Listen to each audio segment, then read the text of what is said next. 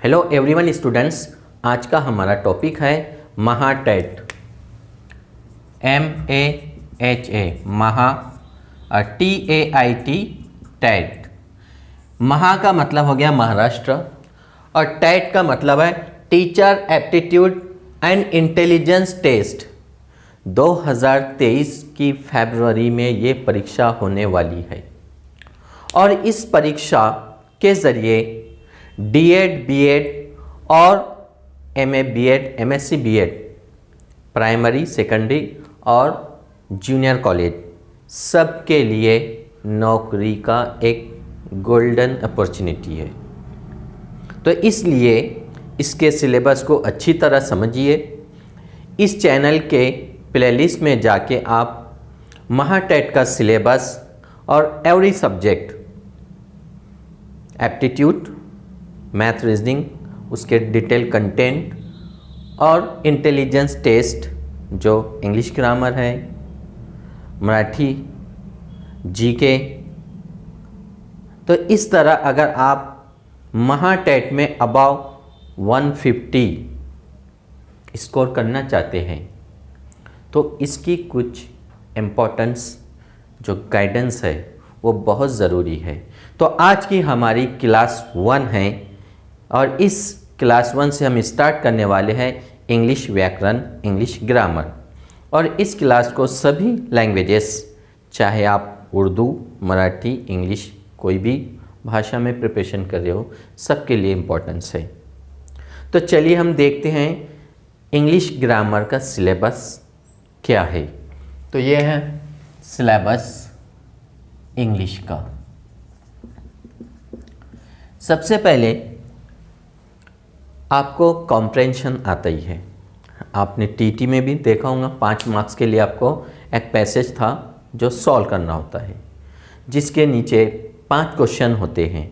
अगर आपकी रीडिंग और अंडरस्टैंडिंग अच्छी है तो आप 5 में से 5 स्कोर कर सकते हैं। और इस सिलेबस के कंटेंट को, वो 5 मार्क्स छोड़ के, अगर आप ये पूरा कंटेंट स्टेप बाय स्टेप पढ़ते हैं और प्रैक्टिस करते हैं, ज़्यादा से ज़्यादा प्रैक्टिस, तो आप जैसे महाटेट 2017 में 15 क्वेश्चंस इंग्लिश व्याकरण से और टीटी में जो है आपको 30 मार्क्स का इंग्लिश व्याकरण है। तो ये क्लास आपको सभी परीक्षाओं में काम आ सकती है। यहाँ तक कि जो 10th, 12th और बोर्ड की परीक्षाएं, BA, BSc की परीक्षा दे रहे, उन लोगों के लिए भी ये इंग्लिश व्याकरण बहुत ही इंपॉर्टेंट है। और टोटल इसी के अंदर से आना है आपको क्वेश्चंस, इसके बाहर का नहीं आएगा, ये याद रखिए। जितना भी आपको क्वेश्चन पूछा जाएगा तो इस सिलेबस के अंदर से ही कोई भी परीक्षा हो। जैसे अगर आप सिलेबस देखते हैं, सबसे नंबर 1 जो कंटेंट्स है सेंटेंस। अब सेंटेंस में आप क्या पढ़ोगे? सबसे पहले सेंटेंस क्या है, वर्ड से सेंटेंस बना है। सेंटेंस की टाइप्स है assertive, imperative, interrogative and exclamatory sentence. Then इसको ट्रांसफॉर्मेशन करेंगे आप के असर्टिव से इंपेरेटिव, इंपेरेटिव से एक्सक्लेमेटरी, किस तरह से WH type, yes no type, अलग अलग उसके प्रकार, ये सब हम पढ़ेंगे। Number 2 parts of speech. पूरे इस कंटेंट में सबसे इंपॉर्टेंट जो है पार्ट्स ऑफ स्पीच है। सबको पता है 8 पार्ट्स ऑफ स्पीच है, noun, pronoun, adjective, verb, adverb, preposition, conjunction and interjection. इसमें सबसे इंपॉर्टेंट वर्ब्स, प्रीपोजिशन है और एडजेक्टिव, जो एनी टाइम कई एग्ज़ाम में पूछा जाता है। तो इसलिए अगर आप इस पार्ट्स को बहुत ज़्यादा, यहाँ तक के वोकेबलरी के जो क्वेश्चंस है वो भी पार्ट्स ऑफ स्पीच से पूछा जाता है, तो आप बहुत सारे मार्क्स स्कोर कर सकते हैं। अगर आपने इंग्लिश ग्रामर को अच्छी तरह से पढ़ लिया है, समझ लिया है, यही ग्रामर आपका मराठी व्याकरण में है। अगर मराठी और इंग्लिश दोनों को कॉम्बिनेशन लेकर चलोगे आप तो बहुत आसानी से आपको मराठी व्याकरण भी समझ में आ जाएगा। Number 3 tense. Tense present, past and future, और सबकी 4 टाइप्स। अगर इस 12 टेंस को अच्छी तरह से आप प्रैक्टिस करते हैं, और ये टेंस पूरा डिपेंड है वर्ब पर। अब वर्ब आता है पार्ट्स ऑफ स्पीच में। तो इस तरह आपका टेंस स्ट्रांग होना चाहिए। नेक्स्ट है नंबर 4, चेंज द वॉइस। जिसके टेंस स्ट्रांग होंगे उसका change the voice. Change the voice को हम इसके अलावा दूसरा नाम है active voice and passive voice. तो कॉम्पिटिटिव एग्जाम में हमको सॉल्व किस तरह करना है, एक क्वेश्चन है उसके 4 ऑप्शन है, करेक्ट कौन सा है, तो यू कैन आइडेंटिफाई इजीली, क्योंकि हमको यहाँ पर लिख कर देखना नहीं है, वहाँ पर आपको ऑप्शन है। तो इसके लिए आपको प्रैक्टिस की ज़रूरत होगी और प्रैक्टिस होगी आपकी टेस्ट के ज़रिए। Number 5, direct and indirect. आपका टेंस स्ट्रॉन्ग है, चेंज द वॉइस स्ट्रॉन्ग है, तो आपको डायरेक्ट इनडायरेक्ट ईजिली समझ में आएगा। और डायरेक्ट इनडायरेक्ट को हम चेंज द नरेशन भी कहते हैं। अंडरस्टैंड। नेक्स्ट टॉपिक है हमारा 6 डिग्री, जिसको हम चेंज द डिग्री कहते हैं। और यही change the degree parts of speech का एक पार्ट्स है एडजेक्टिव। अगर आपको एडजेक्टिव के आइडेंटिफाई है तो आप आसानी से चेंज द डिग्री कर सकते हो। Number 7, synthesis. This is very important. Synthesis में आपको आएगा simple sentence, compound and complex sentence. ये अगर आपका स्ट्रॉन्ग है तो आपका नेक्स्ट टॉपिक है क्लाउजेस, ये क्लियर होगा। Main clause, subordinate clause. Then subordinate clause की टाइप्स होती है, noun clause, adjective clause and adverb clause. और इनके एडवर्ब क्लाउज के फिर काइंड्स ऑफ एडवर्ब क्लाउज हैं, जैसे adverb of manners, adverb of times. आपका सिंथेसिस क्लियर होगा तो क्लाउजेस समझ में आएंगे। देखिए हर कोई एक दूसरे के ऊपर डिपेंड है। अगर आपका पार्ट्स ऑफ स्पीच क्लियर है तो डिग्री समझ में आएगा, आपका टेंस स्ट्रॉन्ग है तो चेंज द वॉइस समझ में आएगा। Then indirect, direct and indirect. Number 8 हो गया क्लाउजेस। Number 9, transformation. देखिए आपका पार्ट्स ऑफ स्पीच क्लियर है तो ट्रांसफॉर्मेशन आप आसानी से कर सकते हो। कंजंक्शन, ट्रांसफॉर्मेशन में क्या है, not only but also, as soon as, no sooner than, unless, so that, ये सब क्या है, कंजंक्शन। और यही सबऑर्डिनेट कंजंक्शन आपको क्लाउजेस में भी यूज़ होता है। तो क्लाउज आता है आपको तो ट्रांसफॉर्मेशन आसानी से कर सकते हो। Number 10, question tag. This is very simple. Question tag से टीटी में भी 1 या 2 प्रश्न होते हैं, डीएड के लिए 1 क्वेश्चन आता है, पेपर सेकंड में बीएड वालों के लिए या फिर जिनका ग्रेजुएशन है उनको 2 क्वेश्चंस आते ही है।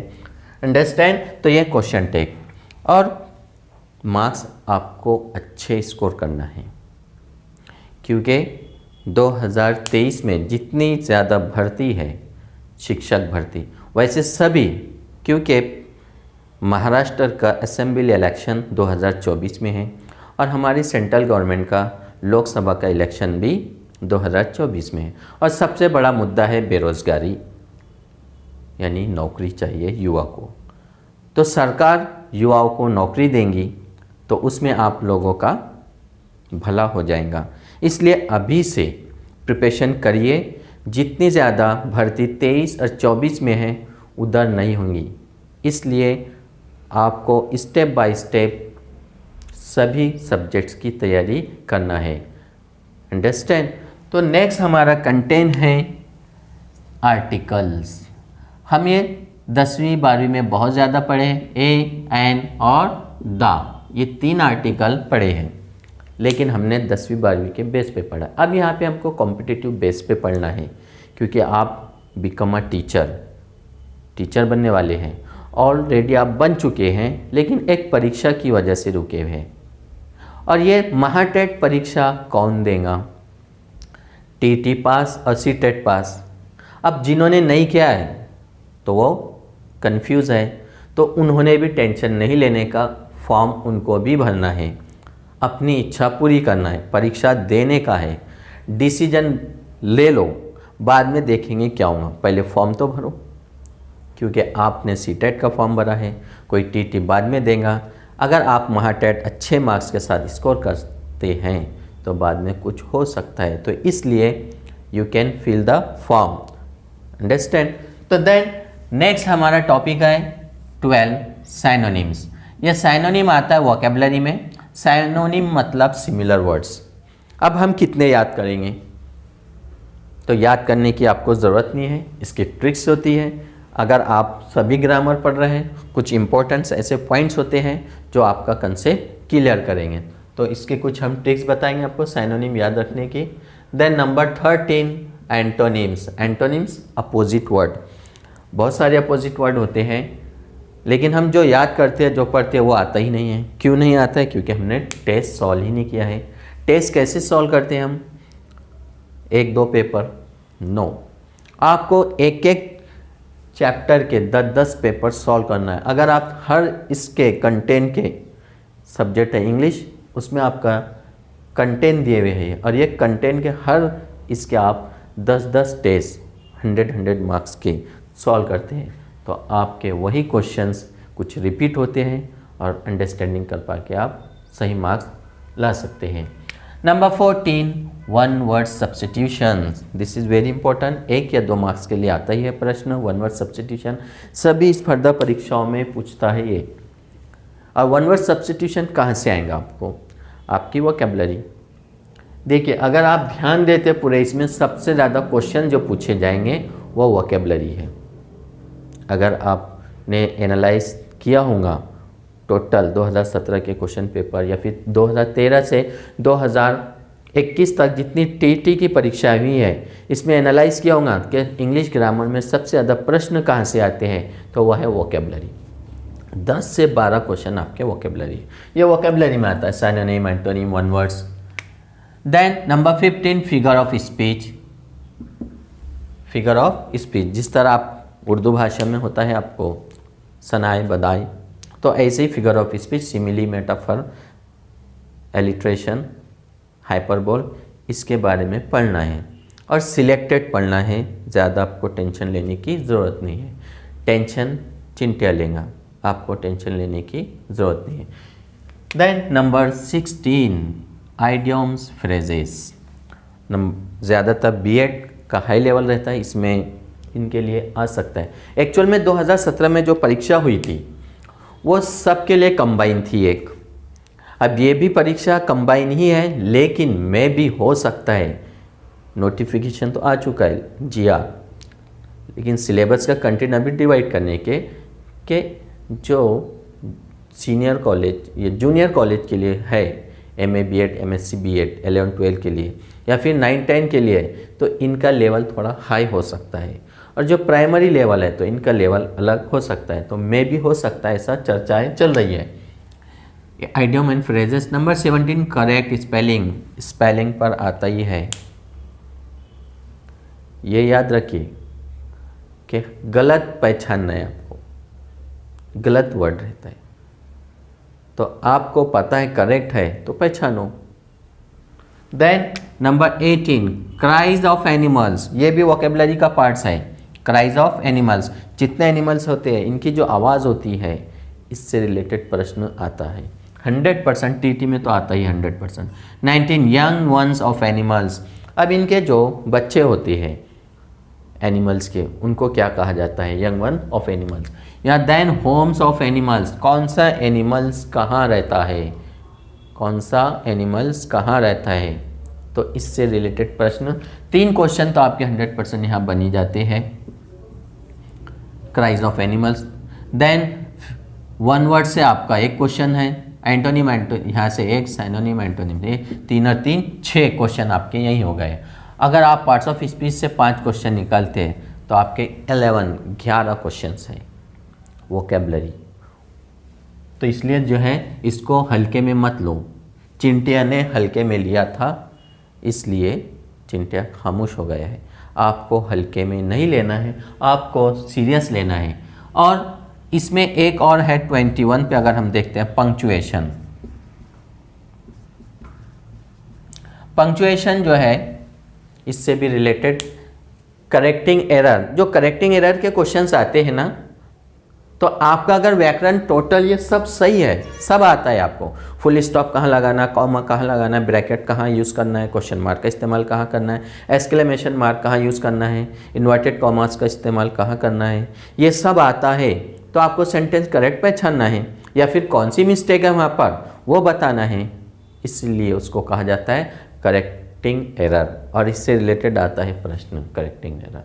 तो इस तरह अगर आप ये 21 पार्ट्स अच्छी तरह से पढ़ लेते हो और प्रैक्टिस करते हो, practice that makes perfect, practice से इंसान परफेक्ट बनता है, तो फिर आप को कोई नहीं रोक सकता अबव 150, क्योंकि परीक्षा है 200 मार्क्स की, 200 मार्क्स का पेपर है ये।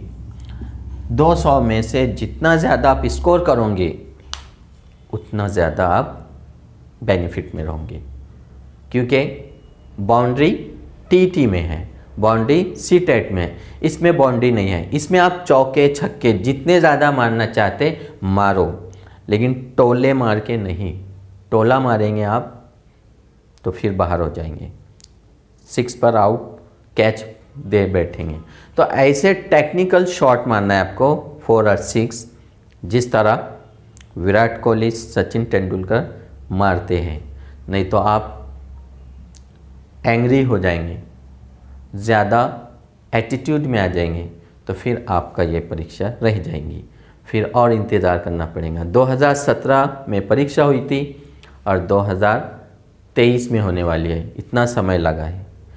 इसलिए आप लोग अभी पास कर लेते हो तो फिर आपको इंतज़ार नहीं करना पड़ेगा। तो माय डियर स्टूडेंट्स, ये था हमारा क्लास 1 इंग्लिश, और आपको क्लास 1 जो है जीके की इवनिंग में, मॉर्निंग में आपको इंग्लिश का और इवनिंग में आपको जीके मिलेगा, और डिटेल आपका जीके भी ऐसा मिलेगा कि उसके बाहर का प्रश्न नहीं होगा, 100% आपका जीके स्ट्रॉन्ग होगा।